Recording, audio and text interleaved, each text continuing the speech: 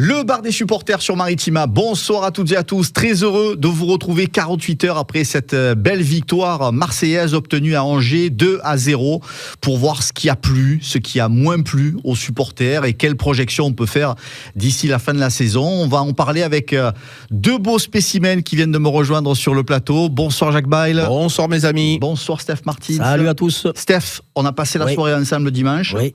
On était devant l'écran pendant que Karim se gelait et s'humidifiait du côté d'Angers. Est-ce que forcément toi tu as été ravi de cette belle victoire? Qu'est-ce que tu vas me dire de cette première prestation d'Ismaël Bennacer? Est-ce que pour toi c'est le grand milieu de terrain qui manquait à l'OM? Oui, après, c'est clair qu'il ne faut pas s'arrêter sur 63-64 minutes de jeu. Il y a encore pas mal de matchs à jouer d'ici la fin de saison. Mais c'est clair que pour une entrée en matière, c'est tout simplement exceptionnel ce qu'il nous a prouvé. Voilà, il y a des passes tranchantes dans la récupération, dur sur l'homme, fort sur ses jambes. Sincèrement, des dédoublements souvent de passes, une vision au-dessus de la moyenne, des coups de pied arrêtés très très bien tirés, chose qui nous manquait jusqu'à présent. Donc sincèrement, agréablement, je vais pas dire surpris, mais très heureux de sa première prestation chez nous, et en espérant qu'il enchaîne et qu'il monte en puissance. Alors tout le monde reconnaît les qualités de l'international algérien. Pour autant, certains esprits grincheux essaient de temporiser, rappellent que ce match était un match face à Angers, qu'il y avait eu beaucoup de passes latérales, bref, que c'était pas aussi ébouriffant que ce que les supporters marseillais voulaient bien le faire entendre.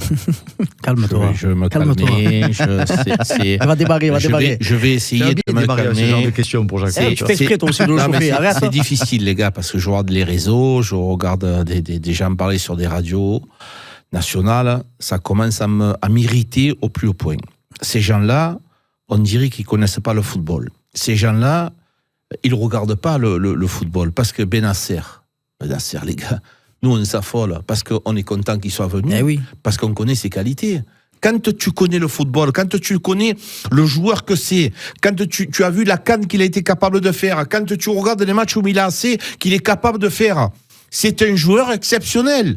Voilà, c'est tout. Donc, aujourd'hui, il s'est adapté. On ne parle pas des 60 minutes ou des 80 minutes ou des 100 minutes. On dit simplement que c'est un bon joueur. Il n'y a pas besoin de le regarder. C'est pas en minutes qu'il faut le regarder. Il a déjà prouvé depuis très longtemps que c'est un grand joueur. Si tu me parles de Dedix, que l'on ne connaît pas ou pas trop, très belle entrée, et que tu te dis, bon, voilà, il a joué très peu, on ne va pas s'affoler. Ok, parce qu'on découvre ce joueur. Il y a très peu de gens qui le connaissent. Mais lui, Bennacer, tout le monde le connaît. Tout le monde connaît ses qualités. C'est un joueur exceptionnel. Un toucher de balle hors norme. Mais comment c'est possible? Comment c'est pensable qu'on puisse critiquer ça? Ça m'insupporte, les gars. Je vais te dire, il cherche le bad buzz. Mais voilà, il y en a qui cherchent le bad buzz pour faire parler. Et comme tu dis, c'est être contrariant par plaisir. Mais bien sûr, mais il y en a, ils font que ça. Et sincèrement, à un moment donné, il va falloir remettre en cause peut-être leur carte de journaliste, parce que je pense que quand tu es... Ils ne le sont pas tous. Oui, mais le trois quarts aussi qui le sont, font que cracher, même quand c'est tout beau, que c'est tout rose, ils cherchent toujours la petite pièce pour faire quoi? Pour faire parler, parce que l'OM, qu'on le veuille ou pas, ça fait vendre. Donc, comme ils n'aiment pas parler en bien de nous, ils cherchent tout le temps des petites bêtes. Quand je vois Daniel Riolo, avec tout le respect que je lui dois, parce que c'est quelqu'un de brillant, il n'y a pas de problème là-dessus, c'est un monsieur très intelligent. Par contre, ça ne lui autorise pas à penser avoir tout le temps raison. Parce qu'à un moment donné, quand Hubert remet le ballon en touche... C'est valable pour nous aussi, hein, Jean-Paul. Mais on a le droit de parler. Lui, il parle, moi je réponds. Voilà. Donc, je dis simplement que la balle, on était surpris qu'il n'y ait pas pénalty. Hubert, ce qu'il fait, on appelle ça de l'expérience. C'est-à-dire, je mets le ballon en touche je vais voir, on va voir si la barre nous dit qu'il y a main ou non. Par contre, lui, il s'autorise à avoir des façons de parler qui me gênent, Marc. Nous, on ne fait pas ça. Des fois, c'est très limite, en plus. Mais parce que je ne sais pas si tu as regardé son intervention. Ça pue la méchanceté contre l'Olympique de Marseille. Moi, je veux bien qu'ils aient un avis différent du nôtre. Nous, on est chauvin. On ne changera pas, il n'y a pas de problème. Voilà. Mais par contre, baisse ton stylo, j'ai pas fini. Laisse-le, arrête de me chauffer. Non, mais ce que je veux dire, c'est qu'on ne peut pas être méchant toutes les semaines avec nous. Les pleureuses ceci, ci, les pleureuses sur l'autre. Mais c'est juste vrai ce que l'on dit, nous. C'est juste normal. Justement, par rapport à ça, on avait beaucoup d'inquiétudes pendant quelques matchs quand Valentin Rongier ne figurait pas sur la compo. Là, est-ce qu'on se dit que par-delà l'absence de Valentin Rongier, il y a quand même désormais quelqu'un qui peut mettre de l'ordre au milieu? Mais bien sûr, et c'est le travail qui est fait par la direction, notamment par Mehdi Benassa, est tout simplement exceptionnel, parce que voilà, le but c'est de renforcer mercato après mercato cet effectif-là. Comme souvent Jacques le dit, on n'est pas sur 11 joueurs, on est sur un groupe souvent élargi, et c'est clair que quand ton remplaçant rentre, il fait le même travail, voire des fois mieux que celui qui était sur la pelouse, qui était déjà très très très bon, ça pousse tout le monde vers le haut, et ça te permet d'avoir des ambitions très très élevées. Donc voilà, c'est normal dans des grands clubs d'avoir 16, 17 joueurs de très très haut niveau, et après on sait que dans une saison, j'espère que l'année prochaine on aura cette fameuse Ligue des Champions à jouer, avec le nombre de matchs qu'il va y avoir, il faudra faire tourner, et il faut essayer de garder tout le monde concerné. Mais c'est tout simplement exceptionnel d'avoir ce genre de joueurs-là qui arrivent au mercato d'hiver, avec Guiri. Il faut se rendre compte, et après on a vu l'entrée de Dedic, mais on va se laisser un peu de temps, mais ce qu'on a vu c'est déjà très très bien. Mais de pouvoir faire ce genre de joueurs-là au mercato d'hiver, quand on sait combien c'est très très très compliqué de s'en mettre des 50-60 millions d'euros comme le fait Paris pour aller chercher quelqu'un, c'est tout simplement exceptionnel ce qu'ils ont fait. Sur la feuille de route effectivement demandée par De Zerbi à Pablo Longoria et Mehdi Benatia, il y avait effectivement plus de technique, plus d'expérience dans les différentes recrues. Est-ce que sur le papier, en tout cas, le pari est gagné? C'est pas moi qui le dis, c'est Roberto De Zerbi. C'est inespéré. Il l'a dit, il a répété. Oui. Il a annoncé des choix, et ces choix, ils ont été surpassés de ce qu'il demandait. C'est ce qu'il a dit en conf de presse. C'est quand même incroyable. Moi, modestement, ce que je veux vous dire, c'est que je l'ai vécu. Quand tu es entraîneur, quand tu es coach, qu'il arrive des mercatos, que ce soit le mercato d'été ou le mercato d'hiver, souvent le mercato d'été, c'est beaucoup plus long, tu as plus de temps pour choisir. Le mercato d'hiver, on le dit régulièrement, hormis le Pic de Marseille, c'est juste des réajustements. Mais quand tu recrées ton équipe, tu fais des choix. Tu fais des choix préférentiels. On appelle ça, tu fais des bulles. Choix numéro 1, choix numéro 2, choix numéro 3. Parce qu'il y a aussi une masse salariale qu'il faut penser, les salaires, la jalousie du vestiaire. Parce que si au même poste, tu as l'un qui gagne 500 et l'autre qui gagne 150, peut-être que ça va créer de l'animosité. Pardon. Mais après, donc tout ça a été réglé de fort belle manière. Et les joueurs qui sont arrivés, c'est exceptionnel. Et en plus, chaque fois, je ne sais pas si vous y pensez, on voit des noms arriver de partout, à droite, à gauche, sur les journaux, dans la presse. Mais il y a rarement les gens qui sont annoncés. Oui. Donc, c'est vraiment des choix. Mais bravo, c'est un monsieur compétent, c'est un monsieur consciencieux qui a une compétence mondiale. Elle n'est même pas européenne, la compétence de Benatia. Donc, moi, je suis très, très, très heureux. Et juste pour revenir sur Valentin Rongier, parce qu'il est tout simplement exceptionnel cette saison, parce que je vois beaucoup de gens commencent à le mettre de côté. Loin de là, on aura besoin, je me répète, de tout le monde pour atteindre les objectifs fixés. Et quand tu as des remplaçants qui sont pratiquement de même niveau que le titulaire, c'est tout simplement excellent et exceptionnel pour le club. Alors justement, la question, elle est importante. Est-ce que vous avez l'impression que les 4 recrues qui sont arrivées, elles arrivent dans la peau de vrais titulaires ou on va dire de plan B? Alors, on ne va pas appeler ça de plan B, je te dis régulièrement. Par contre, la seule question, c'est Luis-Felipe Ramos, parce qu'à un moment donné, je me demande, même si Karim, il va m'écouter, il va me tirer l'oreille, il va me dire encore, Luis-Felipe, je t'embrasse, mon chéri. Mais quand même, il y a quand même des questions à se poser. Le gars, il est là quand même depuis le 7 janvier, je crois. Ça fait quand même pas mal de temps, et aucune apparition. Quand tu vois les joueurs qui sont arrivés, que ce soit Guiri, que ce soit Benasser, que ce soit même Dedic qui sont arrivés, ils jouent. Il y a très peu, mais ils ont joué. Donc il y a aussi des questions à se poser. Aujourd'hui, selon les postes, par exemple, on va prendre le poste de Quentin Merlin. Dedic, son entrée, elle était intéressante. Il a été performant. Aux entraînements, s'il performe encore un peu, on a vu un physique, on a vu de la technique. Quentin Merlin, il est en train un petit peu de piocher. Oui. On l'a vu maladroit offensivement, rater des buts. Donc, attention, il peut... Mais encore une fois, comme je te disais hier, Marco, on ne va pas le mettre à la mer. C'est pas parce qu'il va arriver Dedic qui va jouer, peut-être qu'il jouera 60 minutes, 70 minutes, que Quentin Merlin fera ses rentrées, que le match prochain, il y aura un inversement. Si tu veux, il faut s'occuper de tout le monde. Tu ne peux pas avoir un 11 titulaire et laisser tout le monde de côté. Donc, ça veut dire que tu peux pas me répondre oui ou non à la question que j'ai posée. Mais non, parce que c'est un groupe. Mais c'est impossible, Marco. Mais tu as plein de faits, Jaco. Mais personne ne te dira ça. Tu vas pas dire, bon, mais voilà, c'est fini. On te prend, on te lève. Mais non, tu peux pas. C'est pas un boulanger, un mec qui fait le pain. Tu mets notre boulanger. Non, là, c'est des joueurs de football. Et les joueurs de football, il y a des matchs. On parlait hier de la polémique Højbjerg-Rongier. Mais il y a des matchs où Højbjerg, il va être indispensable. Bien sûr. Par sa puissance, par son charisme. Et il y a des matchs où je vais avoir besoin de Rongier parce qu'il est plus talentueux dans la récupération et dans la relance. Avec ce week-end, encore un but d'Adrien Rabiot. Adrien Rabiot, terriblement efficace. Pourtant, il était en dedans. Il était en difficulté comme beaucoup d'autres Greenwood, en première mi-temps. Beaucoup d'autres. Mais sans être ébouriffant, il a encore été très très important pour cette équipe marseillaise. C'est ce qu'on demande aux grands joueurs, voilà, de répondre présent à la moindre occasion, même s'ils sont un peu en deçà sur 50, 60, 70 minutes, mais quand ils ont l'occasion de planter, ils plantent. Voilà, encore une fois, je me répète, c'est un corner tiré magnifiquement par Gouiri et une tête décroisée d'Adrien Rabiot. Il faut se servir de ce joueur-là parce qu'on sait qu'il est très très grand, très imposant, et quand on tire bien les coups de pied arrêtés, ben voilà, ça fait mouche et ça te débloque les matchs. Et c'est important, Stéphie. Tu te rappelles la saison dernière, quand on parlait régulièrement des mauvais coups de pied arrêtés, je parle de Jordan Verretou. On lui a confié les coups de pied arrêtés, c'était Jordan catastrophique. C'était catastrophique. Ah, mais moi, j'ai l'impression que quand on dit quelque chose sur quelqu'un, on dit toujours qu'on dirait qu'on lui a planté. Mais non, on dit les vérités. Un coup de poignard. Non, mais on n'est pas là, on ne veut pas de bad buzz on dit les vérités. Non, on n'est pas RMC ou l'équipe qui font que s'amuser à faire du bad buzz. Nous, on est dans le vrai. À citer les uns les autres. Moi, je les cite, on est dans le vrai. Moi, je le cite. Jordan Verretou, sur le coup de pied arrêté, il n'a pas été performant. S'il l'avait été, peut-être que l'Olympique de Marseille l'aurait regardé. Quand tu vois Gouiri, aujourd'hui, la qualité des coups de pied arrêtés, et Benasser maintenant avec les coups francs, ça te fait une arme supplémentaire.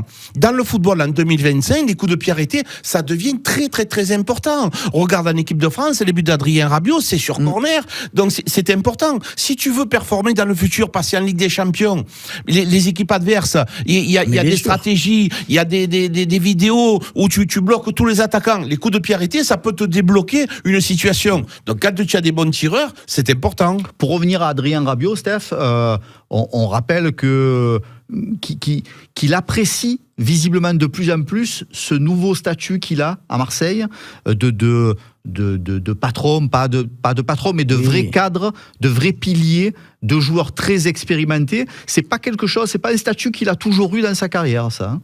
Peut-être pas, mais quand il est arrivé, c'est clair que tu le prends comme un taulier. Quand tu vois sa carrière, les clubs qu'il a joués, le nombre de sélections qu'il a, et que tu le vois arriver à l'OM, déjà c'était inexpéré, il faut se dire les vérités. Le voir arriver, là tu te dis, oh, on va passer dans une autre sphère, et il répond présent. Mais voilà, quand tu as généralement des grands joueurs, il n'y a pas besoin de beaucoup de temps d'adaptation. Certes, il y a des automatismes, je l'entends, mais un terrain, qu'il soit ici en Espagne ou en Italie, c'est le même. Hein. Après, qu'il y ait des petites touches à l'entraînement, de voir comment on fait les appels, les contre-appels, les dédoublements, les déplacements. Mais ils ont joué avec l'âge qu'il a, il a dû faire des 50 ou 100 systèmes différents. Donc quand on lui dit on va jouer en 4-2, en 4-2-3-1, en 4-4-2, en 5-3-2, il sait où se positionner par rapport au poste qu'il occupe, le mec. Et si autour de lui, il y a des joueurs aussi qui ont cette intelligence de jeu-là, ça matche de suite. Et comme Benasser, tu vois, il n'y a pas besoin d'attendre 6 mois pour que ça s'adapte. Moi, j'insiste plus particulièrement, Jaco, sur le côté joueur qui a des responsabilités sur le reste du groupe. C'est pas forcément un statut qu'il a toujours eu quand il jouait à Milan, quand il jouait au Paris Saint-Germain. On dirait qu'il apprécie vraiment ça, de faire profiter aux autres de sa grande expérience. Alors quand il jouait à la Juve et quand il jouait à Paris Saint-Germain, il était jeune. Il a été un petit peu bafoué au Paris Saint-Germain. C'est lui qui l'a expliqué, traité différemment des autres. Donc pour la mise en confiance, c'est difficile. Après, quand tu as le statut d'international et que tu deviens titulaire au niveau international dans l'équipe de France et qui reste une grande nation du football, au niveau de ta confiance, ça aide. Ensuite, au fil des années, c'est un joueur qui marque des buts de plus en plus et il arrive aujourd'hui avec un statut d'international et d'un joueur expérimenté. Il n'est plus le jeune Adrien Rabiot. Et donc, à l'Olympique de Marseille, on avait aussi besoin d'un joueur comme ça qui est aussi très calme, très posé. parce que malgré tout, quand il s'exprime, c'est pas quelqu'un qui s'enflamme, mais donc ce sont des joueurs dont tu as besoin aujourd'hui. C'est un monsieur, et c'est le véritable monsieur de l'OM. Après, dans le match, on l'a dit avec Karim, cette première mi-temps, il a été tout simplement fantomatique, mais par contre, il est là. Il est là, et à Nice, par contre, il n'a pas été là, lui aussi. Mais je pense qu'avec le temps, ça va devenir lui aussi un indéboulonnable. Qui a livré un match solide face à Angers, qui a été un peu moins à son avantage? Un match solide, Murillo, j'ai bien aimé, Cornelius aussi derrière, il faut le dire, je ne vois pas beaucoup de gens le citer, mais il a été costaud sur ce match-là. Et moins à son avantage, on a dit, Heubière, c'était un peu en deçà, Rabiot, juste avant son but, on ne le voyait pas trop. Greenwood, il va falloir qu'on se pose un peu des questions, même si on sait que techniquement, c'est tout simplement exceptionnel. Après, voilà, il y a eu la naissance de son deuxième enfant. Est-ce que tout ça aussi ne fait pas qu'il soit un peu peut-être en deçà? Souvent, Jacques qui parle de l'extra-sportif, c'est aussi important. Mais voilà, mais je me fais pas de soucis. Voilà, là, on a des matchs qui arrivent, qui sont dits, attention, à notre portée. Mais voilà, il faut les jouer et les gagner, en respectant l'adversaire. Angers, il faut se rappeler, on en a fait un au Vélodrome. Donc, pour ceux qui disent, mais c'est qu'Angers. Ouais, mais quand c'est que Angers, comme quand c'était que Reims, comme quand c'était que Strasbourg. On n'avait pas le même effectif. Ouais, oui, mais même avec l'effectif que tu avais, tu étais censé faire beaucoup mieux. Sûr, mais notamment là, à domicile dans un stade comble. Donc, les matchs, il faut les jouer. Et on parle après. Maintenant, au vu de ce qu'on voit et de la forme qu'on a actuellement, il faut continuer à aller de l'avant, continuer à être concentré, prendre match après match et continuer à faire l'écart sur les poursuivants. Quand vous voyez tous les postes doublés après ce mercato d'hiver, est-ce que ça ne doit pas normalement, sur le papier, pousser tout le monde à donner la meilleure version de soi-même? Mais bien sûr, c'est ce que je te disais, il y a même des postes triplés, parce que sur le côté gauche, Merlin, des Djic, et il y a Garcia aussi, donc ça fait beaucoup de monde, et c'est les grands clubs qui sont comme ça. Donc aujourd'hui, si tu veux être performant, si tu veux jouer, il faut que tu te pousses et que tu donnes un petit peu plus. Alors certaines fois, nous, ce qu'on faisait, c'est qu'il y avait ce groupe élargi et on mettait toujours 2-3 jeunes pour qu'ils puissent un petit peu progresser. Mais l'Olympique de Marseille, de toute façon, tu verras très bien. Parce que dans les entraînements, quand l'entraînement il est bon, tu progresses. Et tu vas avoir des joueurs qui vont progresser, même dans les petits taureaux d'entraînement, avec des talonnades, avec des feintes de corps, des feintes de frappe. Tout ça s'acquérit aux entraînements. Et donc, ça te tire les joueurs vers le haut. Donc, tout le monde va progresser automatiquement. On n'a pas beaucoup, justement, au contraire, parlé de la dimension comptable. On rappelle que les enjeux étaient importants ce week-end encore. On rappelle que Monaco, que Lille s'est incliné, que Lens s'est incliné. Et tu te retrouves avec 6 points d'avance, justement, sur les Monégasques, sur les Niçois, 8 sur les Lillois, toujours 10 sur les Lyonnais. Alors, même si effectivement le championnat est encore long, il y a encore 39 c'est mieux points à donner avec ces indicateurs-là qu'autre chose. Bien sûr, mais c'est pas une fin en soi. Non, c'est sûr. Moi, comme je le dis, chaque week-end, c'est 3 points. Donc que tu joues Angers, Reims, Monaco, Paris, il faut tout faire pour aller chercher les 3 points. Et oui, il fallait envoyer un signal. On était les derniers à jouer, on avait un coup à faire, on l'a fait. Mais c'est pas une fin en soi. 6 points, c'est 2 matchs. Donc ça va très très vite. Quels sont les concurrents qui vous semblent les plus sérieux, les plus dangereux pour essayer de disputer cette deuxième place jusqu'au bout à l'OM? Moi, je pense que Monaco est bien armé. Lille aussi. Mais Lille, le problème, c'est que leur problème, ça va être la Champions League. Ils ont perdu en Coupe de France, tu vois, parce que la Champions League, quelque part dans tous les cas de figure, ils ne vont pas faire le championnat, la Coupe de France et la Champions League. Ils ne sont pas armés pour tout faire. Donc, cette équipe lilloise, évidemment, je n'ai pas envie de la condamner. Mais si tu m'en fais choisir un, c'est Monaco. Ouais.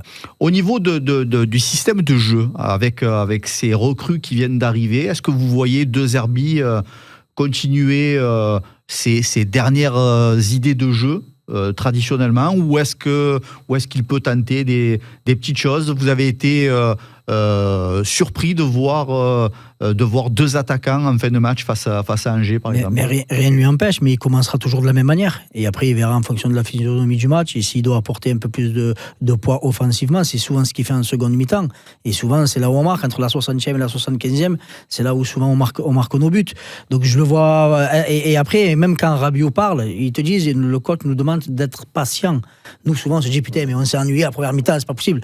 Mais Tu as l'impression que c'est dans l'idée de jeu, dans l'idée de faire courir l'adversaire, de l'épuiser, et en seconde mi-temps, faire rentrer plus de force offensive pour essayer de faire la différence. Et souvent, c'est ce qui se passe. Mais c'est le rôle d'un coach, les gars. Ah oui. On a du mal quand même à choper cette Parce que si patience-là. tu peux Tous les les uns et influencer les en autres. première mi-temps, il faut le faire. Hein. Nous, les premiers. Ah oui. Moi, le premier, j'ai du mal, mais j'apprends moi aussi. Tu peux pas aussi critiquer sa façon de faire et apprendre aussi de sa façon. Ouais, bien sûr. Parce que ce monsieur-là, il commence avec cette stratégie et après il fait du coaching, c'est-à-dire qu'il fait des retouches et les retouches qu'il fait, elles sont souvent gagnantes. Les entrants, ils sont performants.